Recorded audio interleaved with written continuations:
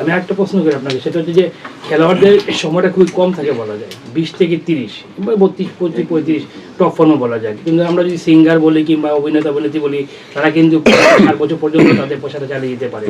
এটা বলা যায় এমন কোনো প্লেয়ার যদি সবার জন্য না, কিন্তু আবার এর মধ্যে কোন প্লেয়ার ইনজুরি হয়ে যায় যেমন শাহিন আলম, তাহলে তাদের জন্য আরও বেশি রিস্ক হয়ে যায়। তো এক্ষেত্রে মনে করেন যে খেলোয়াড়দের জন্য আপনার মানে পেনশন চালু করা, মানে যেটা হলো ইন জেনারেল সবার জন্য, কারণ আমরা দেখা গেছে যে কেউ প্রবলেম হলো তো তার জন্য সবাই সহযোগিতা হাত বাড়িয়ে দিচ্ছেন, ইন জেনারেলি পেনশন সিস্টেম চালু করাটাও। আমি জাস্ট এক কথা বলতে চাই যে আগামীর বাংলাদেশের ক্রীড়াঙ্গন নিয়ে বাংলাদেশ জাতীয়তাবাদী দল বিএনপির যে দেশ গড়ার যে পরিকল্পনা রয়েছে, ক্রীড়াঙ্গন গড়ার যে পরিকল্পনা রয়েছে, সেটা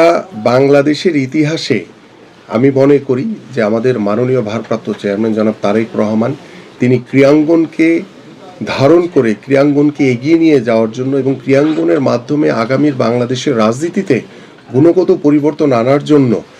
তিনি শুধু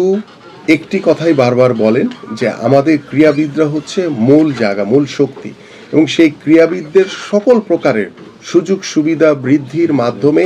আমরা আমাদের খেলাধুলাকে এগিয়ে নিয়ে যেতে চাই। তো আমার কাছে মনে হয় যে সব কিছু ভুলে গিয়ে আমরা যদি ক্রিকেটের স্বার্থে, ক্রিকেটারদের স্বার্থে ক্রিকেটকে কিভাবে আমরা এগিয়ে নিয়ে যেতে পারি, ক্রিকেটারদের পাশে আমরা কিভাবে দাঁড়াতে পারি শাহিন আলমের মতো, সেই বিষয়টি আমার মনে হয় যে ক্রিকেট বোর্ডের আরও অনেক বেশি নজর দেওয়া উচিত। এবং কিভাবে আমরা দ্রুত সময়ের ভিতরে একটি শৃঙ্খলার মধ্য থেকে, একটি নিয়মের ভিতরে থেকে আমরা একদম রুট লেভেল থেকে শুরু করতে চাই, যাতে আগামী 5 বছর কিংবা 10 বছর বা তার চেয়ে বেশি সময় হলেও আমরা যাতে একটি ক্রীড়াঙ্গনের মাধ্যমে যাতে আমরা বহির্বিশ্বে, বিশেষ করে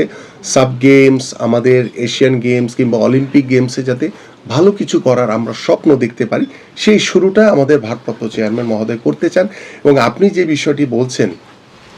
যে ক্রিকেটারদের বা আমাদের যে ক্রীড়াবিদদের যে পেনশন ভাতা, সেটি কিন্তু আমি ইতিমধ্যে বলেছি যে আমাদের খেলোয়াড়দের খেলা ছেড়ে দেওয়ার পরে আর হতাশ হওয়ার কোনো কারণ নাই। আমরা তাদেরকে স্থায়ীভাবে তাদের কর্মসংস্থানের ব্যবস্থা করব, এবং যারা জাতীয় বীর, জাতীয় খেলোয়াড়, তাদেরকে অবশ্যই একটি সরকারিভাবে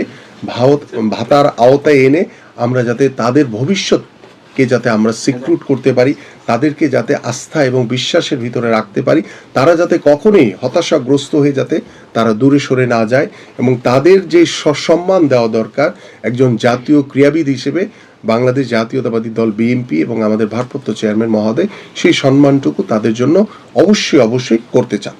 শাহিন ভাই, আপনার কাছে প্রশ্ন, মুস্তাফিজ এটার সাথে এড করতেছি যে মুস্তাফিজ যেখানে যাচ্ছে না তারা এলাও করতেছেন, এবং এটা নিয়ে অনেক আন্দোলন হচ্ছে, নট অনলি কলকাতা, ইন্ডিয়ার অনেক জায়গাতে সেটা হচ্ছে। আমার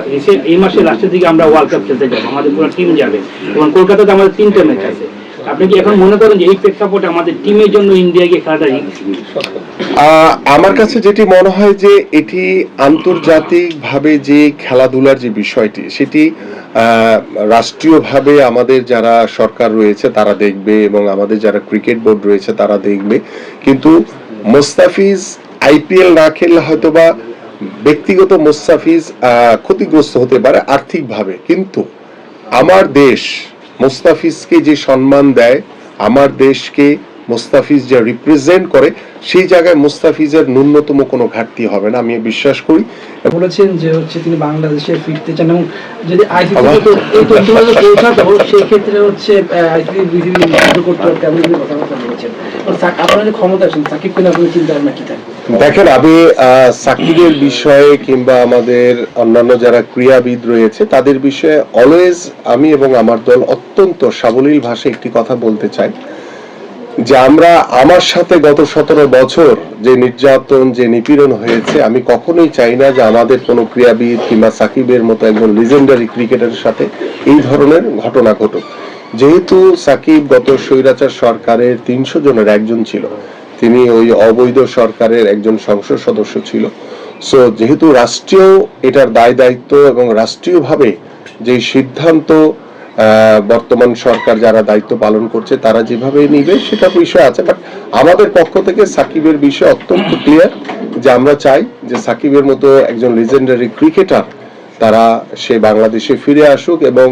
তার মতো ক্রিকেটার যাতে বাংলাদেশকে আরো সামনের দিকে এগিয়ে নিয়ে যেতে পারে। কিন্তু যেহেতু সে রাষ্ট্রীয় সিদ্ধান্ত মোতাবেক তার বিরুদ্ধে যে মামলা হয়েছে সেগুলো রাষ্ট্র যাচাই বাছাই করে যদি তার যদি কোনো সংশ্লিষ্টতা না থাকে, তাহলে এটা সিদ্ধান্ত টোটালি রাষ্ট্র নেবে। সব ধরনের খেলার খবর পেতে সাবস্ক্রাইব করুন। সঙ্গে থাকুন খেলার পাতার। আমিন ভাই, এটা নিয়ে একটা কোশ্চেন, যে আপনি রাষ্ট্রীয় কথা বলছেন, আসলে রাষ্ট্রের জুলাই যুদ্ধে অনেক স্টেক হোল্ডার আছে, তারা সামাজিক যোগাযোগ মাধ্যমে লাখ লাখ কমেন্ট দেখি ভাই, যারা সবাই সাকিব আল হাসানকে চায়, কিছু মানুষ চায় না যারা এনসিপি কিংবা তারা দলীয় লোক। এই বিষয়টা আসলে আপনি কিভাবে দেখেন? দেখেন, আমি কিন্তু আমার জায়গা থেকে একদম ক্লিয়ার করে দিয়েছি যে আমরা ক্রীড়াবিদকে সবচেয়ে গুরুত্ব দিতে চাই। ক্রীড়াবিদ তার দ্বারা যদি রাষ্ট্র যদি ক্ষতিগ্রস্ত হয়ে থাকে, সেটার জন্য তার বিরুদ্ধে মামলা হয়েছে, তো সেটা রাষ্ট্র আমার কাছে মনে হয় সেটা তদন্ত করে যাচাই বাছাই করে যদি তার কোনো সংশ্লিষ্টতা না থাকে, তাহলে আমি মনে করি যে সাকিবের মতো ক্রীড়াবিদকে, সাকিবের মতো ক্রিকেট সাক্ষাৎকারে